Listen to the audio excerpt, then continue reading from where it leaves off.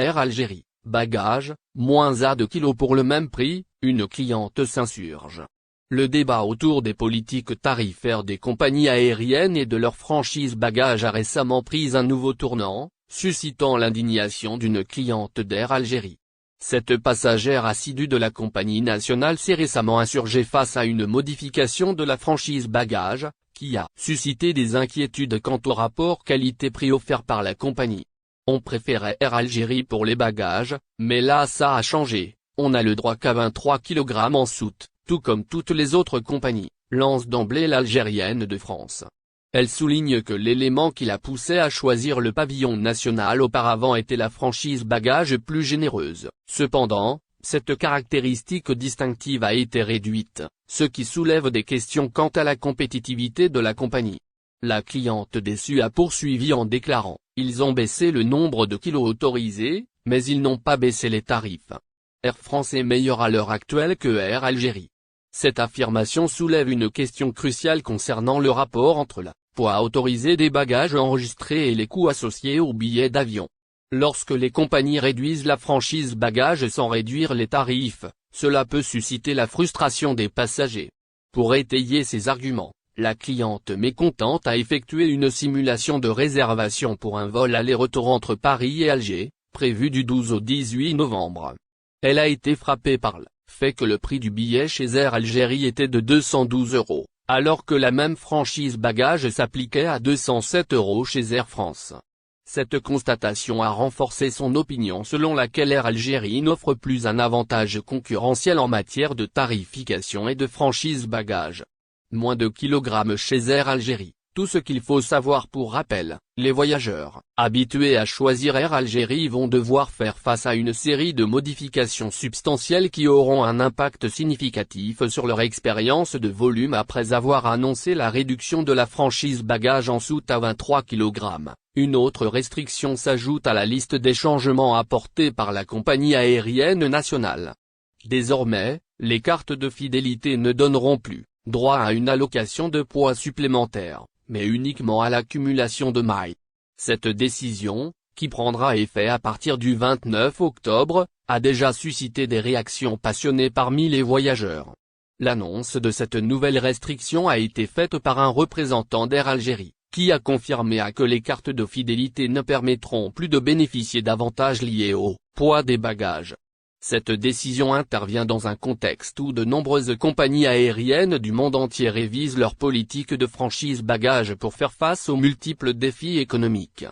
Cependant, la suppression de cet avantage des cartes de fidélité d'Air Algérie a pris de court de nombreux voyageurs et suscite des préoccupations quant à son impact sur leur expérience de volume pendant de nombreuses années. Les voyageurs fidèles de la compagnie nationale ont pu profiter d'une franchise bagages généreuse, leur permettant d'embarquer jusqu'à 30 kg de bagages en soute sans frais supplémentaires.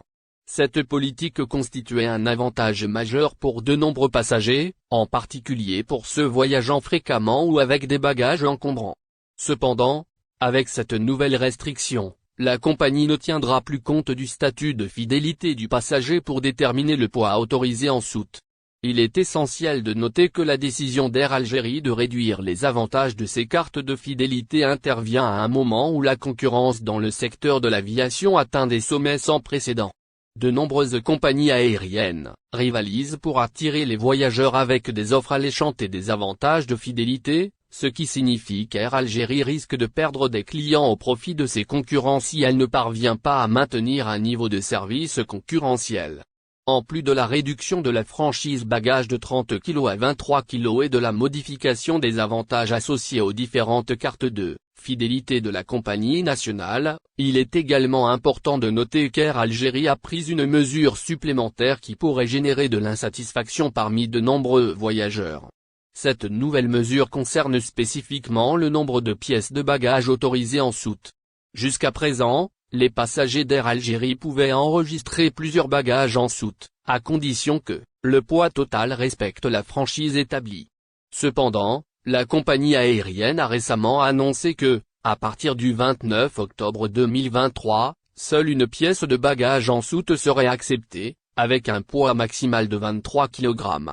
Air Algérie justifie cette nouvelle politique en invoquant la nécessité de se conformer aux normes internationales et pour la première réaction chinoise aux attaques israéliennes contre la bande de Gaza. La première réaction chinoise aux attaques israéliennes contre la bande de Gaza. Le ministre chinois des Affaires étrangères Wang Yi a déclaré dimanche que les actions israéliennes à Gaza après l'attaque du Hamas dépassaient les limites de la légitime défense et que le gouvernement israélien devait mettre fin aux punitions collectives des habitants de Gaza. Un communiqué du ministère chinois des Affaires étrangères a déclaré dimanche que Wang avait déclaré samedi à son homologue saoudien, le prince Faisal bin Farhan, que ce que Israël fait dépasse les limites de l'autodéfense et que ses dirigeants doivent cesser de punir collectivement les habitants de Gaza. Le ministre chinois des Affaires étrangères Wang Yi a ajouté que la Chine estime que l'injustice historique contre la Palestine, qui dure depuis plus d'un demi-siècle, ne peut pas continuer.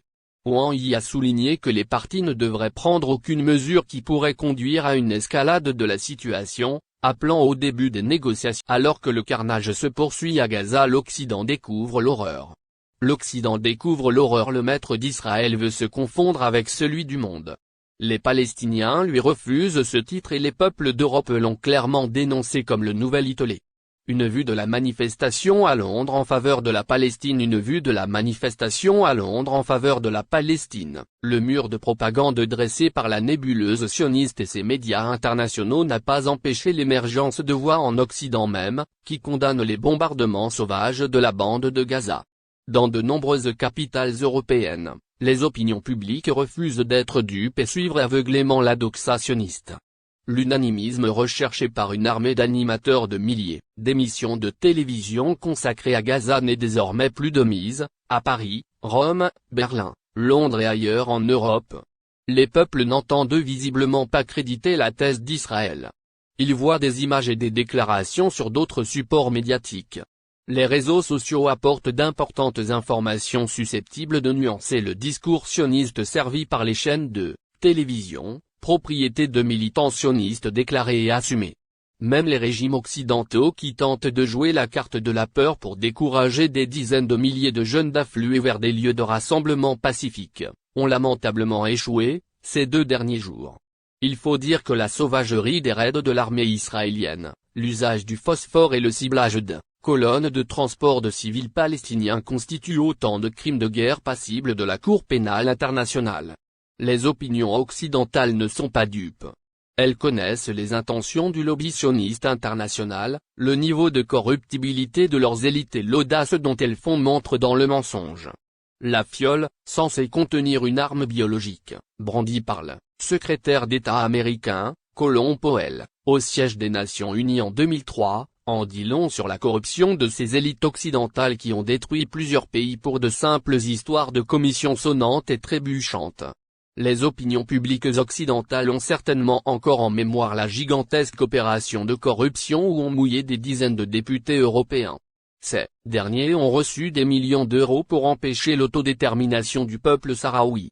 Ces élus-là ne réagiront jamais aux meurtres de masse perpétrés contre les Palestiniens.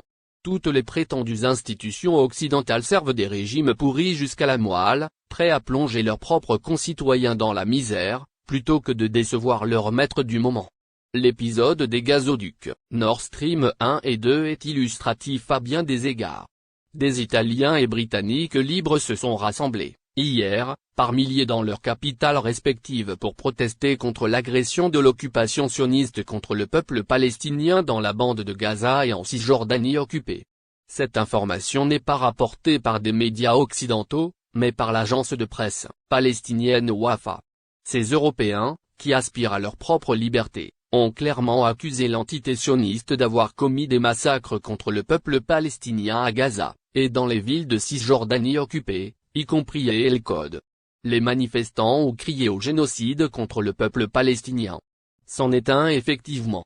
Les régimes français et allemands ont appliqué les consignes des sionistes, en interdisant purement et simplement les rassemblements.